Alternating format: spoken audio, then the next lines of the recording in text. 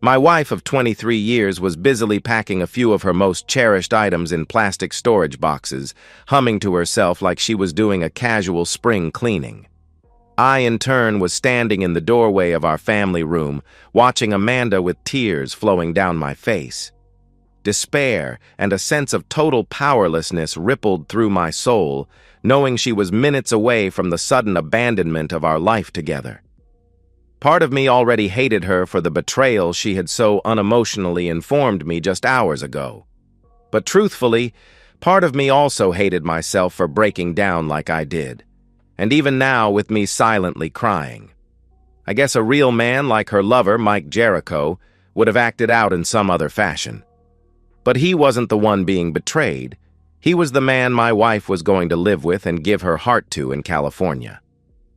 Standing there, with Amanda seemingly oblivious to my presence, I ran the events of the past few months through my head trying to make sense of everything. It had started about 6 months prior with Amanda's employer, a national insurance company, hiring Jericho as an efficiency consultant. He supposedly was the best in restructuring companies by cutting waste and the usual other business-related nonsense. Jericho's contract with Amanda's employer had him there for 6 to 9 months. Amanda, as a department head, was tasked to work closely with him to make the reorganization as smooth and quickly as possible. That's where things now obviously went terribly wrong. Before this jerk Jericho showed up, my wife had never given me the slightest hint that she would ever be unfaithful. She was the type of wife who got semi-hurt if I casually looked at another woman while we were out in public. She would then make her usual comment about how I was the love of her life and couldn't begin to imagine being with another man. Jericho must truly be one amazing man, because it only took a few months to completely win over my wife. This day had started as usual with me making reservations at Amanda's favorite restaurant, which I was going to surprise her with that evening. Instead, I got a call from her after lunch asking me to return home as something important needed to be discussed. Of course, I rushed home to find her unnaturally calm, sitting on the couch. My first thought was that something had happened to our kids. Sally, our oldest, was a college student in New York City, and Kevin was in the Army stationed at Fort Lewis, Washington. "Please sit down, Bruce," she said. "I have some difficult news to tell you." "Are the kids okay?" I asked immediately as I sat next to her. "Yes, they're fine. It's about you and me and something that I never expected to happen." Like some surprise attack, Amanda admitted she was in love with another man and was leaving me that day. She also told me flat out it was Mike Jericho, someone she had mentioned only a few times in passing since he had arrived. I'd met the guy once when I had to pick Amanda up from work because her car was in the shop. Standing in the lobby watching Jericho interact with others, it took less than a minute to realize he was the type who believed his accomplishments were extraordinary. True, he was a handsome man who looked like he was in his mid-30s. The flashy clothes he was wearing, complete with the rings on his fingers and a gold Rolex on his wrist, along with his greasy charm and good looks, could get him anything he wanted. Never in a million years would believe my wife would fall for that act, especially since she was older than him. She was 42, and though she was gorgeous, I was confident she was immune from his charms. Why would a younger, handsome guy be interested in my older wife? Apparently, I was wrong. Amanda tried to explain it this way. When she began working with Jericho, she felt an instant connection that only got deeper as the days and weeks passed. That she was sorry for how this happened, and that I had been a wonderful husband, but she knew it was time to start a new phase of her life. "I can't believe you're seriously doing this, Amanda," I said, watching her secure the lids on the storage boxes. "This is crazy. You don't know Jericho, and while I accept that things between us may have gotten stale, I can't believe you're going to throw away our life together like this," I said in a hurt voice. "You don't know anything about him." "Mike has completely explained his past to me," my wife replied with a strange look I had never seen before. Amanda used to look at me with a special soft smile and a glint in her eyes that told me that she loved me. Amanda now looked at me with a combination of cold indifference and annoyance. In an afternoon of blows to my soul, I think this was the worst. I knew then that there was no hope. She was in some form of love with another man. "Bruce," she said, "please try to understand and be happy for me. I found a man that matches my passion and lust for life." "Are you serious, Amanda?" I yelled back, my body shaking from the insane words coming out of her mouth. It was at that moment Amanda rushed over and grabbed both of my hands and pulled me close. I wasn't foolish enough to believe she had suddenly come to her senses, but then again, I didn't pull away. "Bruce, I've made my choice. You're going to have to let me go," she said, then releasing my hands and turning back to the 2 boxes she had packed. Amanda attempted to lift them herself off a table, a difficult task, but she got them to the floor and on the hand truck we kept for such tasks. Realizing that she was done with me as both a husband and person, I allowed her to maneuver the boxes out the front door on her own and over to her SUV. After popping the rear hatch, I saw 2 large travel cases in the back, which had to contain the clothes she was taking to start her new life. When Amanda explained the situation about her leaving with Jericho, she told me that in the coming divorce, I would get the house and both cars. Amanda also added that she had told her lawyer not to pursue alimony. My stomach clenched because the way Amanda made those statements, it was like she was trying to pass those things off like a grand consolation prize. All Amanda wanted in the divorce was half of our joint savings, a sum that came to $65,000. She was leaving behind the 3,000-square-foot home we had lived in for 15 years, a house that she had obsessed over from everything to the foundation up to the roof. Every item in the house, from the fixtures to the paint on the walls to the make of the furniture and appliances, was chosen by her. She loved that house in a way I often couldn't understand. Given all the time and effort she put into its creation and development, I couldn't help but wonder if Amanda had suffered a brain injury that had altered her personality. "Bruce, along with the divorce papers, I've left contact information on the desk in your office in case something happens to the kids," she said, getting into her car. "Tell the kids I'll be in touch in a few weeks." "Forget you, Amanda," I said with anger building. "I will not be relegated to some messenger between you and our kids. You're going to have to explain your actions to them personally. And I know our kids, they will not accept Jericho in their lives and they might cut you out completely." That statement seemed to pierce the thick affair fog for a moment, crashing the beautiful delusion that had consumed her. Of course, she quickly shook it off, got in her car, and cranked it up. Just when I thought Amanda would just drive away, she rolled down her window. "Bruce," she said, "I'll have a driver return my car. You can keep it, give it to one of the kids, or sell it. I won't need it where I'm going." With that, she rolled up the window, pulled out of the driveway, and drove away. It was then that the neighbors learned what had just transpired because I collapsed on the ground, sobbing uncontrollably. Luckily for me, one of my oldest friends was a lawyer who could handle divorces. Robert Carter and I went back to our days playing high school football. He was the person I called a couple of hours after Amanda had driven off to begin her fairy tale come true. This took place after a few neighbors found me lying on the driveway and carried me back into the house. In the following days, Robert found Amanda's lawyer, whom her new lover was paying for, easy to work with since she had laid out to him that this was to be an uncontested divorce. Amanda had already transferred the $65,000 in our joint savings to another account, and with her attorney signed away any claim to alimony and the house, and her car, which was returned the following day. All I had to do was wait from 30 to 90 days for the divorce to make its way through the bureaucracy. Robert assured me, though, that my wait would more than likely be around the 1-month mark. I don't remember much of the following weeks. Luckily, my boss and co-workers at the engineering firm I worked for knew what happened with my marriage and took care of the few unfinished assignments I had at the time. Once they were squared away, my boss even used a little-known company hardship policy to get me an extended leave of absence. My kids, Sally and Kevin, had thrown their full support behind me once they learned of what their mother had done. They both desperately wanted to return home, but the demands of their own adult lives made that impossible.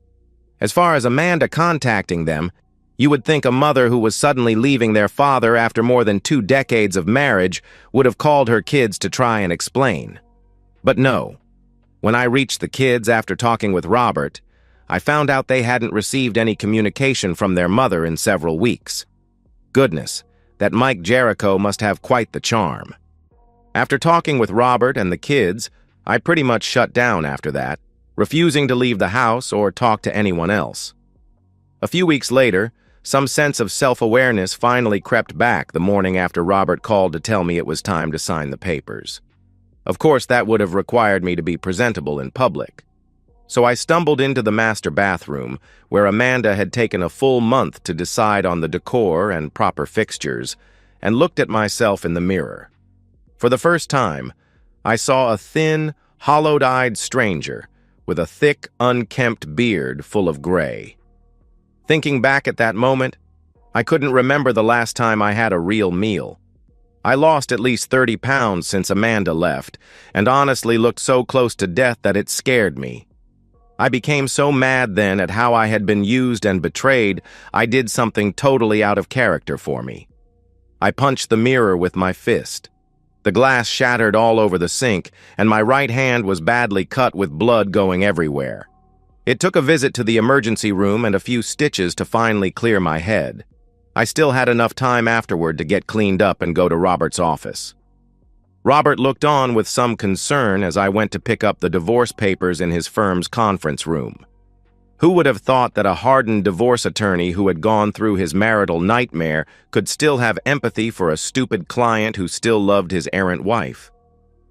"Well, Bruce, you are officially divorced," Robert said in a way that was supposed to bring me some relief. "Yay me," I said with spite. "Bruce," he said, standing up, bringing an end to our meeting, "I know this stinks, but I've got to say you came away from this divorce mostly unscathed. Losing just $65,000 in the settlement, given your shared wealth, is a win in anyone's book. With this state's divorce laws, I've known cheating wives that have taken almost everything from their former husbands." I stayed silent, taking no comfort in Robert's words, as I stood up to shake his hand and leave. It was then that I caught sight of the pretty paralegal entering the room, a blonde somewhere in her 20s looking at me visibly overwhelmed with pity. A more dynamic and smarter version of me probably could have used her emotions for comfort. But in truth, that talent for me never existed. I was no Jericho. Having Jericho take my wife and live rent-free in my head was almost too much to bear. I walked out to my car wondering just what in the hell I would do now. My wife and kids held all the meaning in my life. The kids were grown and out on their own, so Amanda had become my purpose. I broke down after getting in the car, oblivious if anyone saw me lose control.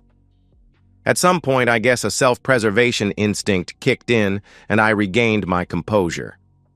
It was the last time I cried over Amanda. A couple of weeks later, I'm back at work trying to rebuild my life. I think the worst thing was the looks that the others gave me. There were several variations. I was mostly looked at with deep pity. But there were a few looks of suspicion with some whispering. There had to be a reason why Amanda threw away what on the surface looked like a perfect marriage. The real hell for me was when I returned to the house we shared. Amanda's ghost was everywhere given all the time and effort she had done to create what for her was the perfect home. It was so overwhelming I had dreams each night of her returning to me begging for forgiveness. It was obvious what my next move would be. Just a few days later, a moving van rented by a used furniture dealer backed into the driveway. I sold him, at a bargain price just to spite Amanda's metaphorical ghost. Almost every item in the house that wasn't bolted down. When he and his workers left, there was only a bed for me. The large screen television, the basic kitchen appliances, a couch, and my recliner. The house was so empty that any sound echoed through it like a cave. I wasn't done yet. Even when the kids were living with us, Amanda's creation was insanely too large for a family of 4. I had no intention of living in it alone any longer than I had to. I called a real estate agent the next day. A few weeks later, I found a nice patio home for sale and snapped it up immediately. The big house was also listed at a bargain price and bought by a family with 4 young kids. Seeing the wonder in the eyes of the mom and dad as they walked through the empty rooms of their new home brought me my first joy in months. A little over 4 months had passed since Amanda destroyed my world, and I was developing a new normal for my life. Especially heartening was that both Sally and Kevin had in no uncertain terms cut their mother out of their lives. Apparently, Amanda and Jericho went on a 2-week-long cruise after arriving in California, and she didn't try to contact the kids until well after it was over.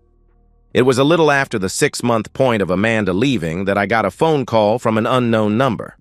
It was late in the day, and I had just cooked a frozen pizza and popped the top on a beer when the phone buzzed. I declined the call and went back to the movie I was watching.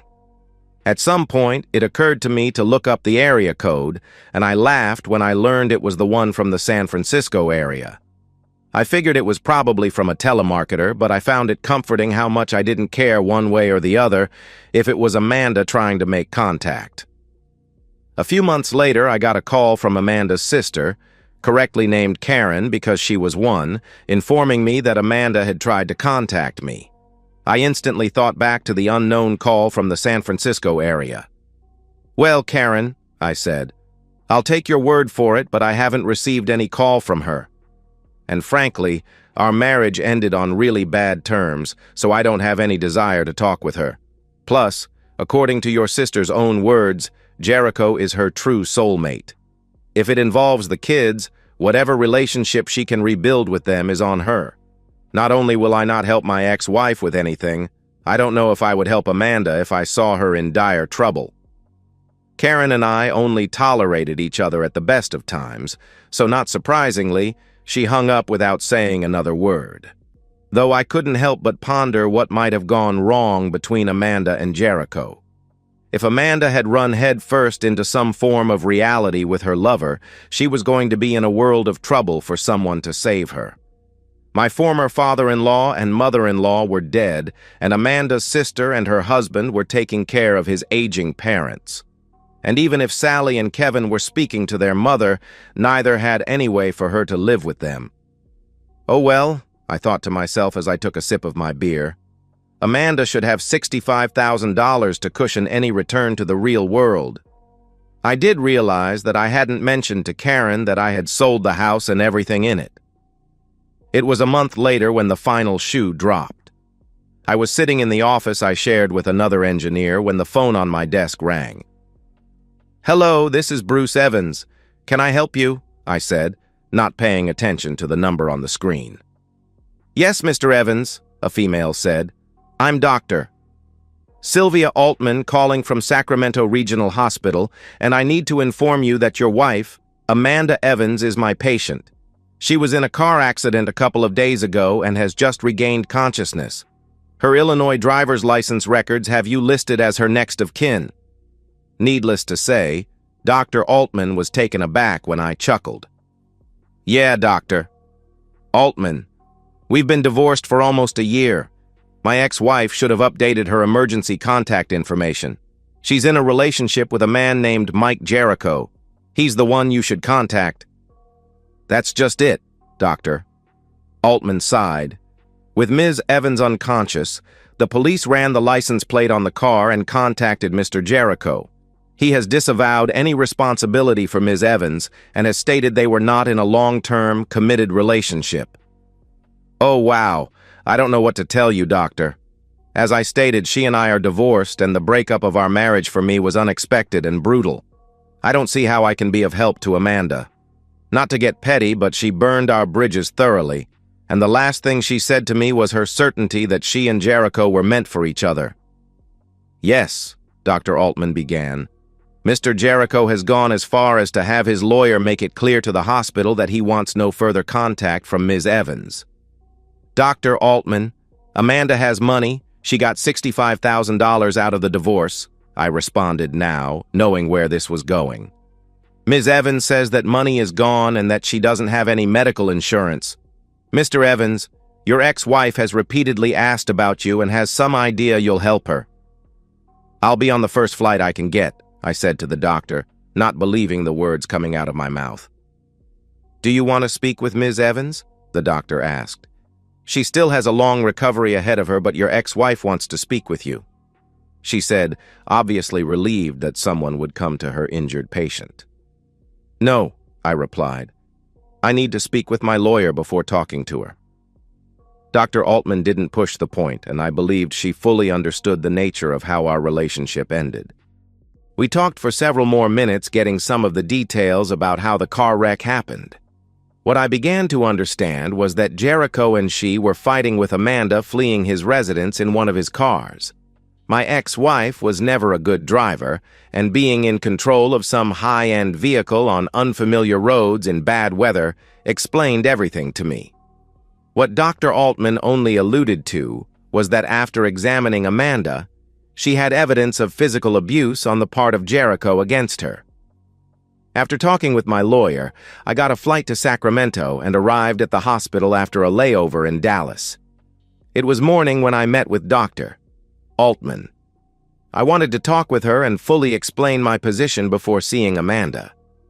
The doctor wasn't happy with what I told her, but didn't stop me from proceeding since Amanda had done nothing but ask for me since becoming conscious. I walked into Amanda's room to see her awake and sitting up. Her right arm was heavily bandaged, and it was obvious she had suffered numerous cuts and lacerations. I also noticed the broken nose and black eyes, but didn't know if that was from Jericho or the car accident. When she saw me, it was immediately clear the Jericho delusion was broken.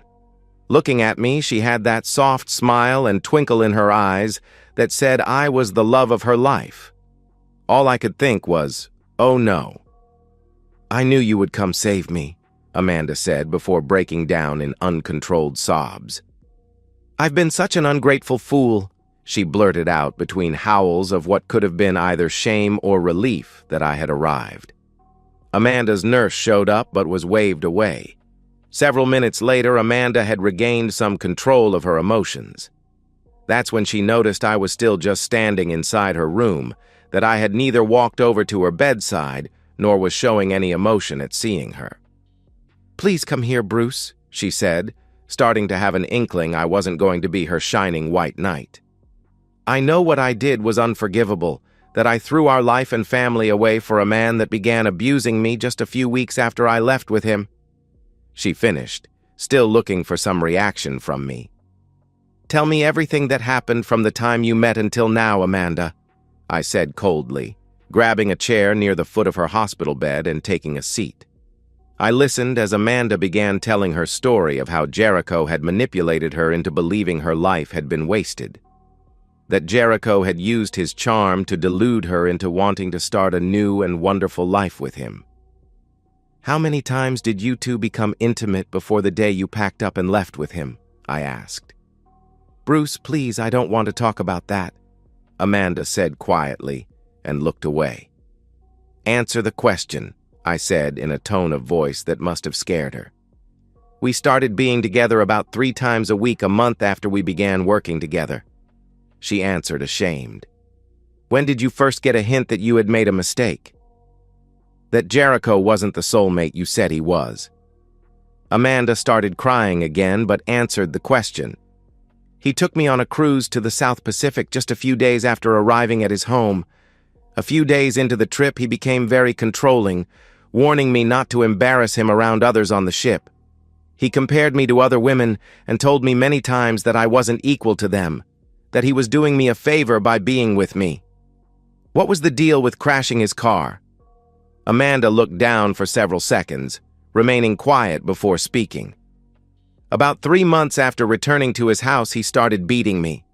It was then I realized how badly I had been deluded, that I had made a huge mistake.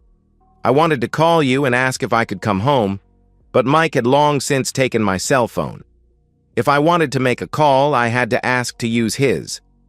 Then came a day when he left his phone on a table while talking to one of his equally strange friends. I took my chance and called you. Your phone rang a few times and then went to voicemail. I was devastated and wanted to try again, but Mike walked back inside. He knew I had tried something and beat me so badly I had to be taken to another one of his friends who was a doctor. He treated me without reporting the abuse. This doctor and Mike had a huge laugh over my black eyes, and when we returned to his place, he assaulted me. Amanda broke down again. I had to give her credit. She was coming clean. After recovering, she continued her story. Mike left me alone in the house for several days. He said I was an embarrassment and that he didn't want to be seen with me. Since I couldn't reach you or the kids, I gathered enough courage to steal one of his cars and head east. I had this blind desire to return home where I was going to beg you to take me back. Somewhere I went off the road near Sacramento and crashed. I woke up here. What about Jericho? What did he do when he found you gone? The car's registration led to him, and when informed of my condition, he didn't want anything to do with me. The car I wrecked was just written off. Just a few days before the cruise, he convinced me to transfer my money to him for safekeeping. So I guess my money went to paying off the wreck. We just looked at each other in silence for several minutes. Some small part of me wanted to comfort her. Hell, that sliver of caring wanted me to grab her and take her home.